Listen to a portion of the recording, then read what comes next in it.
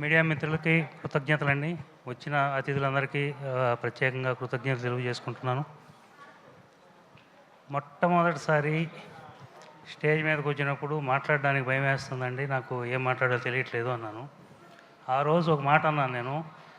మా ఉమ్మడి ప్రకాశం జిల్లాలో సినీ ప్రముఖులు రామానాయుడు గారి దగ్గర నుంచి అనిల్ రావిపూడి గారిని వారి వరకు నేను గుర్తు చేసుకొని ధైర్యం తెచ్చుకొని మాట్లాడుతున్నా అన్నాను. అదేంటో ఆ సంకల్పం ఏంటో ఈరోజు అనిల్ రావిపూడి గారు ఇక్కడికి వచ్చారు. ఇదంతా చాలా ఆశ్చర్యంగా అనిపిస్తుంది నాకు కూడా. Thank you sir, thank you very much. రెండో విషయం, నేను ప్రతిసారి ప్రొడ్యూసర్ అంటుంటే అదే చెప్పాను గతంలో కూడా. అంటే నేను నిజంగానే ప్రొడ్యూసర్ అని డౌట్ వస్తుంది. ఇప్పుడు ఉంది ఆ డౌటు. ఎందుకంటే కనీసం రోడ్డు సౌకర్యం కానీ ఎలక్ట్రిసిటీ సౌకర్యం కానీ లేని అలాంటి ప్రకాశం జిల్లాలో ఊరు నుంచి బతుకు తెరువు కోసం ఎక్కడ మధ్యప్రదేశ్ వెళ్ళి ఊరు తిరిగి ఎన్నో రాష్ట్రాలు తిరిగి ఆఖరికి మధ్యప్రదేశ్లో స్థిరపడిన నేను ఈరోజు ఇంతమంది ముందు తెలుగు రాష్ట్రాల్లో వచ్చి ప్రొడ్యూసర్ అని చెప్పుకోవడానికి అందుకు నాకు ఎంత అర్హత ఉందో తెలియదు, కానీ కారణం మాత్రం తమ్మారెడ్డి గారు. వారికి ఎప్పటికీ రుణపడి ఉంటాను. ఆ తర్వాత గతంలో చెప్పినట్టుగా సినిమాలో లాస్ వస్తుందా లాభం వస్తుందా భయం వేయలేదా ఇట్లా మాట్లాడుతుండేవాళ్ళు. లాభం ఎట్లా, కానీ నేను ఎప్పుడో ఒక మాట చెప్తుంటాను. దాదాపు 1.5 నెల వరకు ప్రతిరోజు 150 మందికి భోజనం పెట్టాను. ఆ భోజనం పెట్టిన ఇది ఎప్పటికీ నాకు పోదండి. అదే నాకు అదృష్టం. డబ్బు వచ్చినా రాకపోయినా దానివల్ల నాకు ఎంతో కొంత కలిసి వస్తుందని చెప్తున్నాను.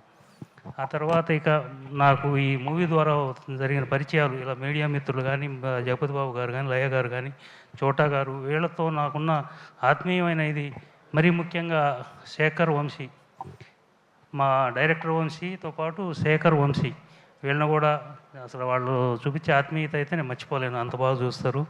Thank you very much. ఈరోజు వంశీ ఇక్కడ లేకపోవడం నాకు చాలా డిసప్పాయింట్గా ఉంది. Thank you Vamshi, Shekhar. ఇక మూవీ గురించి అయితే నేను అనిల్ రావిపూడి గారు ఏదో చెప్పమంటున్నారు, కానీ అలా నాకు రావు మాటలు. మా మూవీ మంచిది, బాగుంటుంది, రండి చూడండి అని నేను అనలేను. అది మీరు మాట్లాడుకుంటే బాగుంటుంది. ప్రేక్షకులు నేను ఒకటి చెప్తాను, అదే చెప్పండి. ఏం చెప్పాను సార్? జూలై 17th చెప్పండి.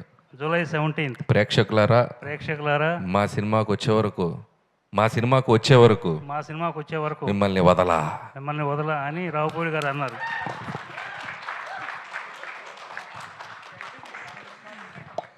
Thank you so much. ఎక్కువ మాట్లాడడానికి నాకు ఇంకంతకంటే మాటలు లేవు. ప్రతి ఒక్కరికి ఇక్కడికి వచ్చిన ప్రతి ఒక్కరికి కృతజ్ఞతలు తెలియజేసుకుంటున్నాను. మరీ ముఖ్యంగా అది ఏదో కల్లా జరిగినట్టు అనిపిస్తుంది అనిల్ రావిపూడి గారు రావటం.